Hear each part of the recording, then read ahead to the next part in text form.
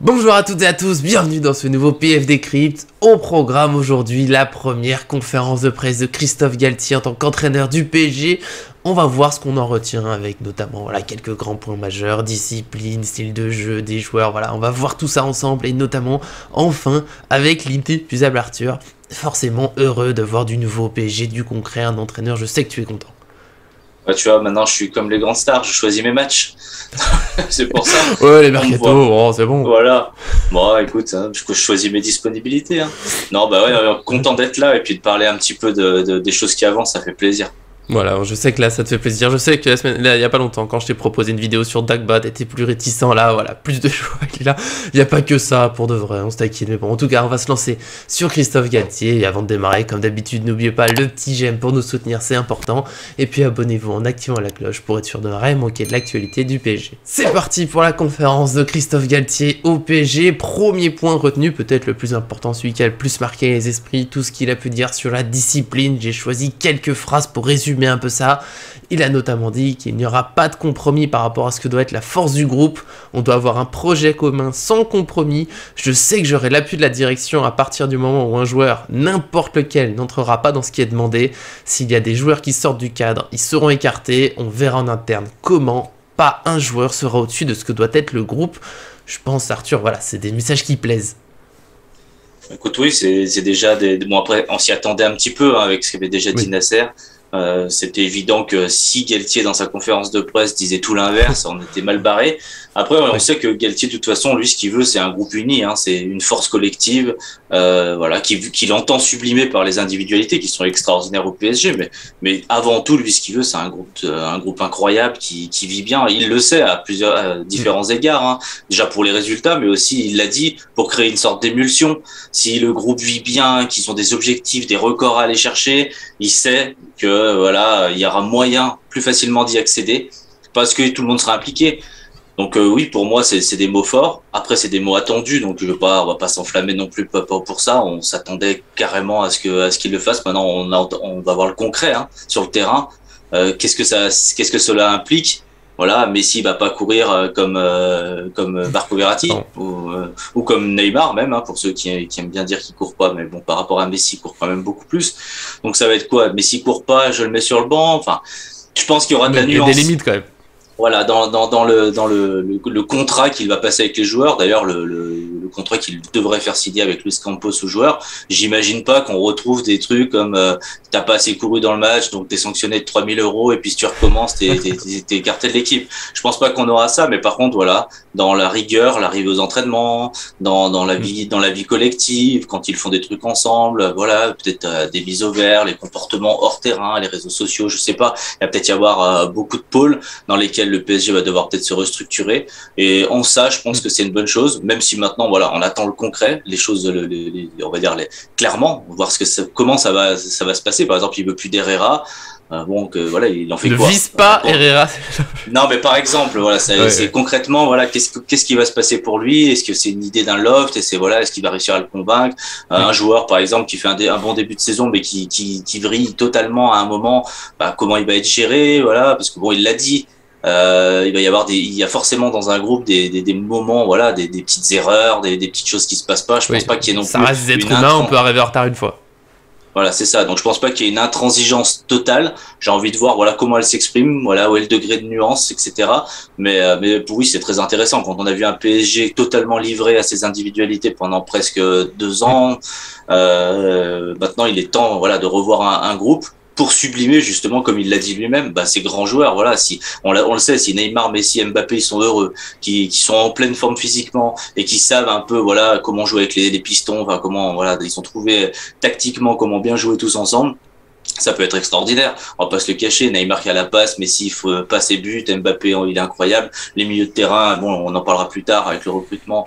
Il y a des choses qui vont être très très bonnes. Donc ça peut être excellent si tout le monde tire dans le même sens. Et je pense qu'il va réussir à convaincre les joueurs à aller tous dans le même sens, parce que la Ligue des Champions on peut la gagner que comme ça. On l'a vu avec le Real Madrid.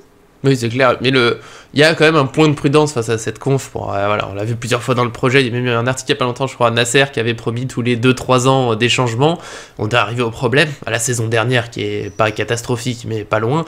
Donc forcément, oui, là il arrive, il y a un côté beau discours, forcément il va pas dire en conférence de presse, ça va rien changer, les joueurs font ce qu'ils veulent, on s'en fiche, on verra. Mais je pense qu'il y a quand même une vraie intention, forcément, il dit pas ça juste pour faire plaisir. Là où je suis un peu plus confiant que sur des années passées, c'est que c'est peut-être la première fois depuis un bon moment que le patron du sportif, qui est là le conseiller football Luis Campos, il a choisi l'entraîneur, c'est lui qui a dit qu'il devait entraîner le PSG, et c'est là où je pense que les joueurs auront moins la possibilité de faire des compromis, de pas écouter l'entraîneur, puisque là, le patron du sportif doit leur dire non, mais si vous l'écoutez pas, vous sortez, c'est comme ça, c'est lui l'entraîneur, vous devez le respecter. C'est mon espoir, voilà, qui est quand même un peu plus. Alors après, comme tu l'as dit, il faudra voir c'est quoi exactement, plus de discipline, c'est quoi les sanctions, c'est quoi les limites. En dehors du terrain, on se doute que, voilà, comme on l'a dit, un retard de temps en temps, ça arrive à tout le monde, ça reste des êtres humains, la voiture qui démarre pas. Après, il faut pas que ce soit trop souvent, il faut quand même que ce soit des excuses. Et surtout, sur le terrain, ça sera quoi le comportement ? Oui, Messi peut pas courir autant que n'importe quel joueur, mais pour moi, il faut quand même qu'il y ait un minimum de course, parce qu'il peut encore faire le pressing. Je crois que tu me l'avais dit en privé un peu, mais quand on le voit briller avec l'Argentine, on se dit que quand même, il reste quelque chose à ce Messi, et que s'il donne tout avec le PSG, si le PSG va bien, il peut encore briller. Moi, j'aimerais bien voir dans un match où, l'une des stars n'est pas en forme, parce que ça arrive, même s'il donne le maximum, il y a des jours où, on n'est pas bien, parce qu'encore une fois, c'est des êtres humains, on loupe les passes, on le sent pas, et il sort sans râler, il sort sans que ça fasse une polémique, parce que t'es moins bon. Aujourd'hui, tant pis, on donne la place à quelqu'un d'autre, et que ça se passe dans un esprit de groupe. Voilà, moi, c'est ça que j'attends le plus. Oh, écoute, complètement d'accord avec ton point aussi, c'est ça. Et puis après, moi je trouve que j'enchaîne carrément sur la suite, mais je trouve que ça colle beaucoup avec l'idée d'un effectif réduit. Le cadre, il peut l'imposer aux joueurs qu'à partir du moment où son projet, sa vision, elle peut être mise en place. Il l'a dit clairement, avec un effectif à 30-32 joueurs, c'est pas possible. Il va y avoir trop de joueurs sur le carreau, trop de joueurs. On l'a vu avec Mauricio Pochettino qui joue pas, qui ont pas assez de minutes de jeu. Donc on se demande déjà qu'est-ce qu'ils font là. Au niveau du salaire, c'est pas très intéressant. Au niveau pour eux, personnellement, c'est bof aussi. Mais aussi pour le groupe. On sait que les plus grandes épopées, c'était plutôt des groupes un peu réduits, avec une ossature de titulaires, quelques très très bons remplaçants, quelques jeunes qui peuvent venir compléter l'effectif, pour arriver à aller à une vingtaine de joueurs, on va dire professionnels, 20-21. Après, on rajoute 3-4 jeunes qu'on peut intégrer au fur et à mesure. On arrive à un effectif de 20-24 avec des jeunes, alors que là, on est à 30 sans les jeunes, tu vois. Donc, forcément, il y a des joueurs qui vont rester sur le carreau. J'ai trouvé cette partie qui était très intéressante parce que autant on le savait, ça fait des semaines qu'on nous parle du dégraissage au Paris Saint-Germain, autant il était vachement important quand même que ça soit dit de manière très claire. Voilà, c'est signifié aux joueurs, il va y avoir des joueurs qui ne seront pas du tout concernés par la saison. C'est pour moi la chose la plus claire, c'est-à-dire on n'est même pas dans il faudra qu'ils partent, et s'ils partent pas, on va leur trouver une place, et ces joueurs-là ne joueront pas, ne seront pas dans le projet. Et je pense que cette clarté-là, elle va permettre justement pour ceux qui hésitaient encore à partir, d'aller imaginer leur carrière un petit peu ailleurs, parce que là, jusqu'à cette année, j'avais l'impression quand même que les salaires empêchaient un peu tout le monde de partir. Heureusement, la Coupe du Monde, l'arrivée de Luis Campos vont peut-être changer un peu cet état de fait, même si j'ai du mal à croire que les 8 ou 9 indésirables partent. Moi, j'en verrais bien partir 4 maximum, et 4 autres, ça me paraît quand même plus compliqué de faire partir tout ce groupe-là. Ouais, tout le monde, ça va être dur, mais déjà une partie, ça ferait du bien. C'est clair que ça fait plusieurs étés, que le PSG vend assez peu, et les joueurs s'accrochent notamment au salaire, tu l'as dit. Je pense qu'il y a aussi cette idée de l'espoir de toujours réussir à grappiller un peu de temps de jeu. Alors Kurzawa, finalement, n'a eu que 9 minutes, mais l'année dernière, il fait la saison avec le groupe professionnel quand il est là, il s'entraîne avec eux, donc mine de rien, c'est toujours une façon de travailler, parce que certes, il joue pas de match, mais il travaille au quotidien avec les Neymar, Messi, Marquinhos, Kimpembe, donc il peut se dire que c'est pas si mal, qu'il finira par trouver autre chose, que peut-être s'il y a cette blessure, il jouera, sait-on jamais. Et puis en même temps, il y a des joueurs qui ont vraiment envie de jouer, qui n'ont pas un message clair qu'ils joueront pas, qui restent sur le banc. Je pense à les Diallo, les Kerrer, certains jeunes qui étaient là, qui étaient dans le groupe, qui rentraient jamais. Forcément, au bout d'un moment, ils sont tristes, et ça, Galtier, il l'a dit dans sa conférence de presse, que les joueurs malheureux, c'est bien sûr, c'est mauvais pour le joueur lui-même, c'est mauvais pour le groupe aussi. Donc il veut des joueurs heureux, et des joueurs qui savent qu'ils vont participer à la saison.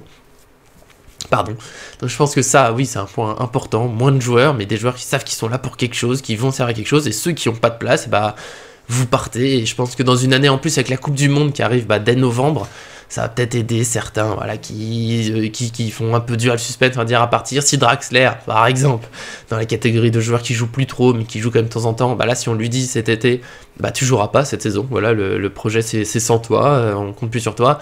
Lui, je pense que là, il va se dire, bon, bah faut que je me précipite pour partir, parce que je pense que quand même, il a envie de la jouer la Coupe du Monde. Avec l'Allemagne, il est sélectionné, plus sélectionné, je pense que là, s'il sait qu'il joue plus jusqu'à novembre, il y sera pas. Et voilà, je pense que c'est le message fort qu'il fallait. Je pense que voilà, on peut passer du coup à la suite, on est d'accord sur ce point. Et l'autre point, bah, tant qu'on parle des joueurs, évidemment les joueurs, les indésirables, on sait qu'il y en a eu un qui a été évoqué, Neymar dans les médias, que le PSG voulait pousser dehors, oui, non, peut-être, il y a eu des rumeurs. Et du coup, Galtier il a été interrogé à ce sujet pour faire le point, et il a été, je pense, assez clair. Il nous a dit que c'est un joueur de classe mondiale, un des meilleurs du monde, qui ne veut pas l'avoir dans son effectif. Je parlais tout à l'heure d'équilibre, et j'ai une idée très précise de ce que j'attendrais de Neymar. Je vais le rencontrer, je serai à l'écoute, mais évidemment que je veux qu'il reste, c'est mieux de l'avoir avec nous que contre nous. Voilà, je pense que là, Arthur, le message est assez clair, Neymar, normalement, restera au PSG. Et je sais que c'est malheureux. Attends, j'enfile le parapluie, j'ai quand même peur de me prendre des attention. Là, je te l'ai envoyé, en fonction de ce qu'on peut dire sur Neymar. Moi, je suis sur des œufs avec le joueur. Non, après, évidemment, déjà, premièrement, je voyais pas Galtier enfoncer Neymar dans la première conférence de presse. Parce qu'on sait que fort. Déjà, son départ, oui, mais son départ, il est quasiment improbable à Neymar. On sait, son salaire est énorme. Le joueur, s'il veut pas partir, il partira pas. De toute façon, il sera sélectionné pour la Coupe du Monde, même s'il joue pas jusqu'à novembre. Oui. Enfin, voilà, Tite le prendra, il n'y a pas de souci. Donc, pour moi, c'était normal, voilà, qu'il fasse aussi cette déclaration. Je compte sur lui, etc. Enfin, moi, personnellement, j'attendais qu'il dise ça, parce que voilà, Galtier, quand il entraîne à Nice, et ben voilà, il a des joueurs, ils sont sympas. Il arrive au PSG, il se dit ouais, je suis peut-être l'entraîneur qui va mettre Neymar en haut, lui qui est si critiqué, je vais peut-être lui redonner voilà toutes ses lettres de noblesse. Donc je pense que pour Galtier, il a tout à y gagner au PSG avec Neymar, relancer Messi qui a fait une saison pourrie, voilà. Wijnaldum, sait-on jamais. Redevenir la meilleure défense large du championnat. Enfin voilà, il a plein d'objectifs à aller chercher. C'est ça qui est l'avantage de Galtier, c'est qu'il peut pratiquement tout faire. Relancer Wijnaldum, tu l'as dit. Voilà, il a énormément d'objectifs possibles. Donc pour moi, évidemment, quand tu arrives et que tu parles de Neymar, tu peux que parler de quel joueur il est, le joueur, parce qu'après il connaît pas encore l'homme. Il a lu la presse, mais c'est pas en conférence de presse qu'il va dire ouais, mais le mec il s'entraîne pas, il est au poker. Non, il va pas dire ça pendant une conférence de presse. Donc évidemment qu'il marche sur des œufs plus avec Neymar qu'avec je pense qu'avec un Herrera. Bon, désolé, je cible encore Herrera, mais je pense qu'il marche plus sur des œufs. Donc évidemment son discours est différent. Après, écoute, s'il a une idée précise, voilà, il le connaît bien Neymar, hein, ça fait 5 ans qu'il joue contre lui, ça fait 5 ans qu'il analyse comment faire en sorte de ne pas se faire bousculer par Neymar et Mbappé. Maintenant, il l'a. Donc je pense qu'il a des idées. Dire moi j'ai dit ça à mes joueurs pendant 5 ans, je leur ai dit voilà, ils vont faire ça contre toi, ça contre toi, ça contre toi. Si tu arrêtes de faire ça, ça devrait potentiellement marcher, parce que du coup tu vas les dérégler. Et je pense que s'appuyer, on va se le cacher intrinsèquement, on enlève qui ils sont, ce qu'ils ont fait les 5 dernières saisons, Messi, Neymar, Mbappé. On a envie que ça marche. Voilà, même si y en a qui ont plus envie de voir Neymar, ce qui peut se comprendre, il y a quand même cette envie que ça fonctionne. Si ça fonctionne, ça peut être exceptionnel, c'est un trio magique. Ça peut être beau et efficace. Ça peut être, voilà, exactement. Après, voilà, il a une idée très précise. Alors, ça, on en parlera peut-être dans une autre vidéo un peu plus tactique, comment organiser un petit peu les nouvelles choses avec Christophe Galtier. Mais évidemment, Neymar, tout le monde le dit, il est bien meilleur dans l'axe. En ce moment, il est beaucoup moins percutant sur le côté. Il a beaucoup moins de physique pour jouer sur un côté. D'ailleurs, la défense à 3 permettra potentiellement à Neymar, évidemment, de se réaxer comme Messi. Voilà, ça colle parfaitement avec les qualités des joueurs du PSG. Donc, voilà, soit avec 2 numéros 10 Messi Neymar, soit avec un numéro 10 Neymar et Messi devant avec Mbappé qui tourne en 9,5. Enfin, il y a énormément de possibilités. On ne sait pas encore vraiment vers quoi Galtier va faire. S'il utilise bien sûr Neymar et tout, et qui sont pas mis à l'écart parce qu'il y a un départ prévu, etc. Ce qui est encore possible, on ne sait pas. Selon les premiers discours, ça pourra peut-être changer. Mais écoute, voilà, c'était un message fort vis-à-vis de Neymar, mais de toute manière, je le voyais pas l'enfoncer non plus. Alors on parlera, ah oui, non, mais Neymar, oui, il allait pas dire qu'il allait partir, enfin ça aurait été très fort, mais pas le descendre, c'est sûr. De toute façon, Neymar, pardon. Ça fait un moment qu'on dit que le vent va être compliqué cet été, même si le PSG le voulait, même si lui voulait partir, il n'y a pas beaucoup de clubs pour mettre une belle somme, pour mettre son salaire, donc voilà, il va rester, vaut mieux compter sur lui. Et comme tu l'as dit, Galtier, s'il arrive à le relancer, être l'entraîneur du PSG, qui arrive à relancer le grand Neymar avec le reste de l'équipe, bah, je pense qu'il aura tout gagné, notamment des titres, et puis au niveau de l'image, on se dira que oui, Galtier est un gros coach, c'est une grande étape pour lui à réussir. Et juste sur le point tactique, avant que j'aille mourir dans mon rhume, il a en effet parlé d'une défense à 3, il a dit que ce serait... Voilà, il a une grande orientation vers la défense à 3, c'est pas encore complètement certain, il a quand même souligné qu'il a des joueurs de couloir incroyables, mais qu'il faudra voir aussi qui est à l'intérieur du jeu, là on peut penser déjà à Neymar, Messi, peut-être les milieux aussi, peut-être qu'il attend un peu plus de milieux. Le point tactique, comme tu as dit dans une vidéo, il y en aura une bien précise sur l'équipe, qu'est-ce qu'on peut faire, on attend un peu le mercato, parce que on est que en juillet, il reste presque 2 mois de mercato, beaucoup de choses peuvent changer, mais voilà, globalement cette défense à 3, j'ai retenu aussi, on finira je pense sur ce point-là, il a évoqué un peu le style de jeu, puisque nous on en avait parlé avant, il avait eu des Saint-Etienne, Lille, Nice, qui avaient surtout joué avec un bloc serré, bas, des contres. Là il a bien dit que forcément ça serait différent, parce qu'il a une équipe complètement différente sous ses ordres. Il a notamment souligné ça en conférence de presse comme au micro de PGTV, qu'il faudra savoir attaquer, mettre la pression, garder la pression en permanence sur l'adversaire. Donc voilà, c'est des choses, ça peut plaire. Encore une fois, après je veux voir comment ça se passe, je veux voir comment les joueurs vont faire le pressing. Et moi, petit point encore que j'ai apprécié, tu le sais, il a été amené à parler de Mbappé. Et là, ce que j'ai bien aimé, c'est que bien sûr, il a dit que c'est un des meilleurs joueurs du monde, mais il a bien souligné déjà sa première phrase. Il y a d'autres partenaires au PSG, donc pour rappeler que oui, Mbappé est important, mais il n'y a pas que lui. Et surtout, il espère qu'il pourra s'exprimer comme un joueur de l'équipe dans un collectif qui doit être très fort. Donc voilà, sans descendre Mbappé, il dit que c'est un des meilleurs du monde, mais voilà, toujours le collectif. Mbappé, oui, il est incroyable, mais c'est vrai qu'on a un peu trop compté sur lui depuis à peu près 1 an, 2 ans peut-être. Oh, écoute, ça fait beaucoup de points sur lesquels revenir, voilà. Donc, c'est globalement l'idée collective. Oui, non, mais c'est ça. On va parler directement de Mbappé, évidemment. Il dit pas ça même pour enfoncer Mbappé. Il dit ça pour lui enlever de la pression. Il dit ça parce que forcément, les adversaires, même si Mbappé est presque inarrêtable, les adversaires savaient que le PSG passait que par Mbappé. Donc, dans les matchs, comme tu disais, où ils étaient un peu moins bien, où il était un peu moins bien, évidemment, ça passait pas. Alors qu'avec plus d'options tactiques, avec plus de mouvements devant, avec plus de pressing devant, évidemment, on aurait vu d'autres fortes têtes marquer des buts, faire des passes décisives, et le PSG aurait été incontrôlable. Déjà que ça a été dur à contrôler en Ligue 1 pour la plupart des équipes, parce qu'il faut rappeler qu'ils ont quand même gagné avec beaucoup de points d'avance, même si c'était pas joli. Alors j'imagine quand ça va tourner, c'est ce qu'on se dit depuis le début de l'année dernière, on se dit quand ça va tourner, ça va être incroyable, ça va être fou. D'où nos pronostics à 5-0 très souvent. Non mais voilà, c'est ça, donc là on attend ça, et puis on attend de refaire des pronostics à 5-0, 9-0 si tu veux, je m'en fiche. Bref, c'est un peu l'idée. On veut voir le PSG qui se fait plaisir avant tout. Et quand on se fait plaisir, on marque des buts, on continue, on attaque, et on est content. Les supporters sont contents. Après, oui, pour la tactique, pas vraiment de surprise. Galtier, on va le rappeler, c'est un pragmatique pur et dur. C'est un entraîneur qui je l'ai dit dans la revue de presse du matin. Par exemple, tu prends la différence avec Mauricio Pochettino, il arrive, il a un effectif fait pour le 3-4-3, 3-5-2, comme tu veux, il a des pistons incroyables, il a suffisamment de défenseurs centraux pour le tenter, au pire des cas, il en aurait demandé un en fin de mercato. Pareil pour les joueurs offensifs, il veut des joueurs offensifs plutôt axial, donc les pistons ça colle bien, un milieu de terrain qui tourne pas mal aussi, avec dans un 3-5-2 ça marche plutôt bien aussi, notamment en phase offensive, si c'est bien rodé. Donc, mais Pochettino, lui, non, il avait sa tactique, c'est un tacticien, il va pas déroger à sa règle. Alors que Galtier, lui, est beaucoup plus pragmatique. Donc, je suis pas du tout étonné de par ce qu'il dit. Il sait qu'il a mis Bernat et Mendes sur les côtés. Pour lui, c'est déjà quelque chose d'incroyable. Il sait que devant, il a Messi et Neymar qui sont plus vraiment des ailiers. Donc, le 3-5-2, il colle parfaitement. On est en train de recruter Skriniar. Il a Ramos, Marquinhos, Kimpembe, Skriniar, Diallo, Kerrer qui risque de partir, mais ça fait quand même 5 défenseurs centraux de très haut niveau. Alors les gens me diront Diallo peut-être un peu moins, mais Diallo il a pas pu montrer, donc on verra. Ramos, s'il est pas blessé, ça peut être exceptionnel. Kimpembe, ça reste un international. Marquinhos, en confiance, c'est Marquinhos. Et évidemment, Skriniar, les gens qui le connaissent savent ce qu'il va être capable d'apporter, de l'impact et de la puissance, avec beaucoup de finesse aussi dans la passe, malgré son côté un peu bourru. Alors que, par exemple, l'année dernière, on n'avait pas d'alternative. C'était Kimpembe et Marquinhos. Tu l'as dit plusieurs fois. Marquinhos est épuisé. On peut peut-être mettre ça on peut mettre ses erreurs sous le compte, d'un enchaînement, d'une lassitude. Parce 12 matchs de suite, je crois, c'était. C'est ça, plus de concurrence, donc c'était fatigant.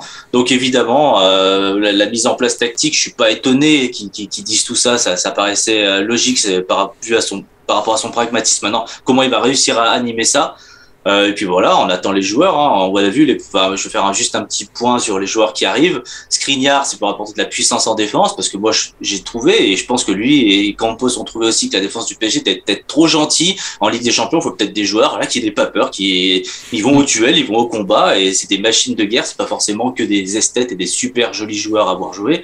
Au milieu de terrain, on a été clair, la qualité technique, les transmissions étaient pas bonnes, les joueurs étaient peut-être trop défensifs, même un Gay qui peut être un peu ce rôle hybride entre récupérateur et technicien, je veux dire, dans ses grands matchs, il avait réussi des belles choses. On l'a plus vu parce que il joue plus, donc il était perdu. Je pense que bien encadré, on voit avec le recrutement de Vitinha qu'on est dans autre chose. Vitinha, Verratti, au PSG, on n'avait pas ça l'année dernière. Alors bien sûr, on va pas se projeter en disant Vitinha, meilleur joueur du monde, Verratti, incroyable, mais quand même, techniquement, dans les passes, dans l'élimination, dans le jeu vers l'avant, ça va changer radicalement. Si les deux tournent bien, ça va changer. On parle de Renato Sanchez, on n'est pas en train de nous parler d'un joueur défensif qui ne saurait pas jouer au football. Donc je pense qu'il y a quand même une idée de mettre un milieu de terrain qui épaule aussi beaucoup plus les attaquants, donc c'est aussi une bonne chose.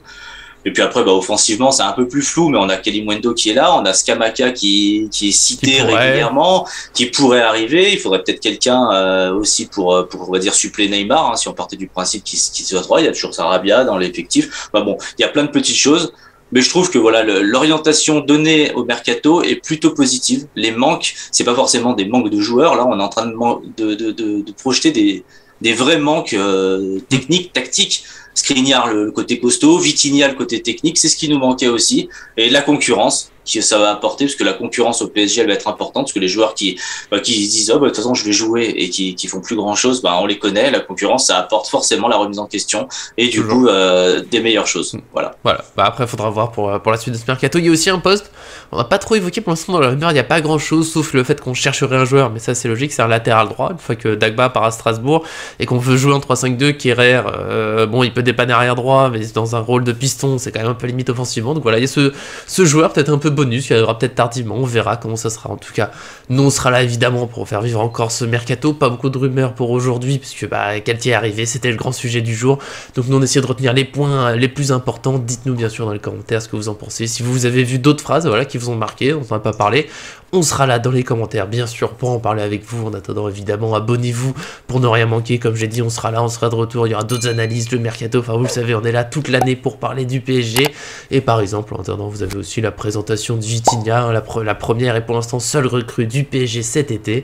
Et pour aujourd'hui, évidemment, merci à Arthur d'avoir tenu pendant que j'essayais de ne pas mourir dans mon rhume. Je suis désolé pour vous, des fois j'ai dû, c'était compliqué. Non, mais écoute, tu t'en es bien sorti quand même. On sait que c'est pas facile. Tout le monde connaît ça. C'est le principe. Les humains connaissent le rhume et savent que c'est pourri. Donc, non, mais bien joué quand même d'avoir réussi ça. Et puis, voilà, on refera sûrement une vidéo tactique à l'occasion avec les joueurs qui arrivent et puis un truc peut-être un peu plus précis. Mais en tout cas, c'était intéressant. La première conférence de presse de Galtier. Les choses avancent enfin. Ouais, les choses avancent enfin. PSG Pochettino n'est plus l'entraîneur du PSG, il a fallu attendre le 5 juillet, c'était un peu long. Et oui, évidemment qu'il y aura une vidéo tactique précise, comme je l'ai dit, on attend de voir un peu les recrues, un peu voir qui arrive exactement, on verra tout ça peut-être après les matchs amicaux ou juste avant, peut-être même les deux, soyons fous. En tout cas, merci à Fabio pour le montage, il continue de nous supporter et c'est très beau parce que des fois on l'embête. Et puis bien sûr, merci à tous et à très bientôt sur cette chaîne.